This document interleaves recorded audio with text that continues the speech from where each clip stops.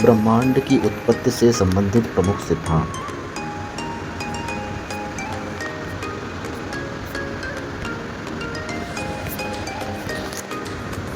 First सिद्धांत, Claudius Ptolemy का सिद्धांत। भू केंद्रित सिद्धांत है ये। पृथ्वी ब्रह्मांड के केंद्र में है। सूर्य, चंद्रमा और ग्रह पृथ्वी के चारों ओर घूमते हैं। दूसरा सिद्धांत, निकोलस कोपरनिकस का सिद्धांत। सूर्य केंद्रित सिद्धांत है ये। सूर्य ब्रह्मांड का केंद्र है। पृथ्वी और अन्य ग्रह सूर्य के चारों ओर घूमते हैं। गैलीलियो, तीसरा सिद्धांत, गैलीलियो के सूर्य केंद्र, कोपरनिकस के सूर्य केंद्र में है सिद्धांत का समर्थन किया। 1609 में शक्तिशाली दूरबीन बनाई। सूर्य केंद्र में यह सिद्ध किया।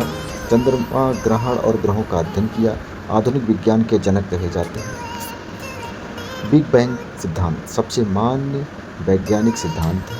13.8 अरब साल पहले एक महाविस्फोट हुआ और फिर ब्रह्मांड की उत्पत्ति हुई।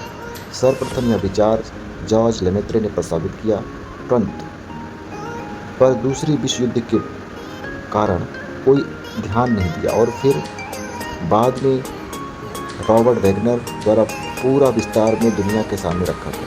विस्फोट के बाद ब्रह्मांड फैलने लगा और अब भी फैला।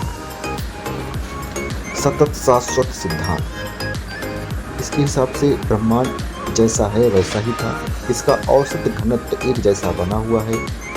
एनर्जी पदार्थ में, पदार्थ एनर्जी में बदलती रहती है, इसीलिए इसका औसत घनत्व एक जैसा बना रहता है इनके हिसाब से। यह थॉमस गोल्ड, हरमन बांडी, फ्रेड हॉयल द्वारा प्रस्तावित किया गया। दोलन सिद्धांत, छठवां सिद्धांत है दोलन सिद्धांत। ब्रह्मांड फैलता है कि संकुचित होता है, यह प्रक्रिया बार बार होती है, इसीलिए इसको दोलन सिद्धांत कहा गया है। यह सिद्धांत एलन सैंडेज व कुछ अन्य वैज्ञानिकों द्वारा प्रस्तुत किया गया। निष्कर्ष, कई वैज्ञानिकों ने ब्रह्मांड की उत्पत्ति पर विचार दिए। बिग बैंग थ्योरी सबसे वैज्ञानिक रूप से मान्य है। प्राचीन और आधुनिक दोनों सिद्धांतों का योगदान महत्वपूर्ण है। ऐसी जानकारी के लिए चैनल को सब्सक्राइब करें। धन्यवाद।